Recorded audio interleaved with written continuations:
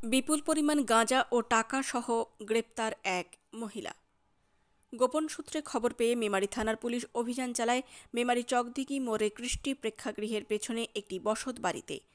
সেখানেই একটি গোয়ালঘর থেকে উদ্ধার হয় বিপুল পরিমাণে গাঁজা, আনুমানিক ৪৭ কেজি, এবং প্রচুর পরিমাণ নগদ অর্থ, আনুমানিক ৪১ লক্ষ টাকা। ওই বাড়ি থেকে এক মহিলাকে গ্রেপ্তার করা হয়েছে বলে জানা গেছে। ওই মহিলার নাম সঙ্গীতা সাহানি। ইতিমধ্যে পুলিশের পক্ষ থেকে বাড়িটিকে সিল করা হয়েছে। পুলিশ সূত্রে খবর, এর আগেও সঙ্গীতা সাহানির মাকে এই একই অভিযোগে গ্রেপ্তার করা হয়েছিল। ধারণা করা হচ্ছে দীর্ঘদিন ধরেই এই কাজের সঙ্গে তারা যুক্ত রয়েছে। ধারণা করা হচ্ছে জেলার বিভিন্ন প্রান্তে এই গাঁজা তারা ছড়িয়ে দিচ্ছে। এই গাঁজার চক্রের সঙ্গে অন্য কেউ যুক্ত রয়েছে কিনা পুরো ঘটনা তদন্ত করছে পূর্ব বর্ধমান জেলা পুলিশ। মেমারি থেকে ফাইজুল শেখের রিপোর্ট, সাম্যজিৎ নিউজ। আজকে দুপুরবেলা নাগাদ আমাদের মেমোরি পুলিশের একটা টিম এবং SOG team, district SOG team, ওদের ম্যানুয়াল এবং টেকনিক্যাল কিছু ইনপুটস এবং সোর্সের মাধ্যমে ১ নম্বর ওয়ার্ড মেমোরি মিউনিসিপ্যালিটি কৃষ্টি পাড়া, সেখানে একটা বাড়িতে আমরা রেড করি এবং সেই বাড়িতে হিউজ পরিমাণ প্রায় 47 কিলো মতো ক্যানাবিস গাঁজা আমাদের ওখান থেকে পাওয়া যায় এবং হিউজ পরিমাণ ক্যাশ পাওয়া যায়, প্রায় ৪১ লাখ টাকা। পরবর্তীকালে এসডিপিও সদস্যদের নেতৃত্বে পুরো জিনিসটাকে সিজ করা হয়। যেহেতু হিউজ পরিমাণ ক্যাশ ছিল, আমরা ব্যাংক অফ বরোদাকে একটা রিকুইজিশন করি এবং সেখান থেকে কাউন্টিং মেশিন আসে এবং তাদের এক্সপার্টরা আসে এবং তাদের উপস্থিতিতে পুরো ক্যাশটা কাউন্টিং করা হয় এবং সিজার করা হয় প্রপার প্রসিডিওর মেনে।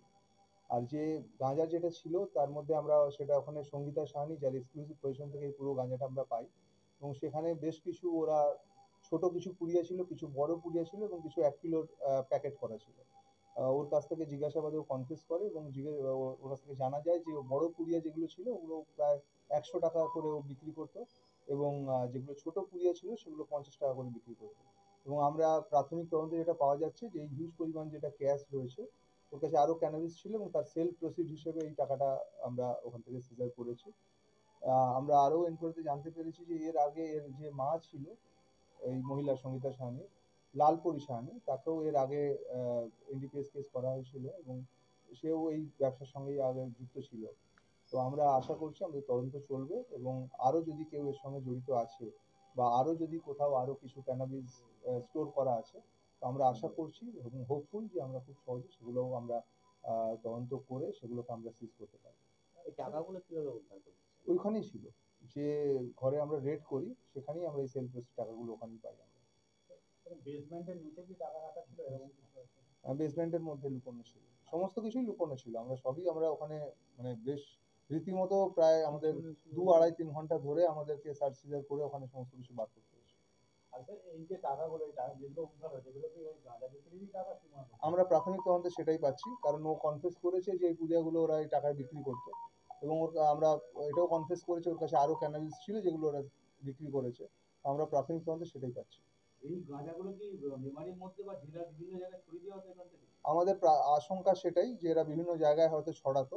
আমরা আরেকটু তদন্তে এগোলে আমরা সেটা বলতে পারবো। রিটেলার এবং ডিস্ট্রিবিউটর দুটোই কি কাজ করছে? মনে হচ্ছে, আমরা তাই আশা করছি। স্যার উদ্ধারকৃত গাঁজার আনুমানিক বাজার মূল্য কি রকম? 47 lakhs অলমোস্ট ক্রোর্স এর উপর হবে মোটামুটি। 47 কেজি, 47 কেজি রয়েছে। টাকার এবং বাজারের মধ্যে ফিগারটা কি দেখতে পাচ্ছেন? 15 lakhs। কোথা থেকে আনতো এই গাঁজাটা? সেটা আমরা তো ওদেরকে ইন্টারোগেশনের পর আমরা পিসি নিয়ে আসবো, পিসি নেওয়ার পর আমরা এটা বলতে পারবো।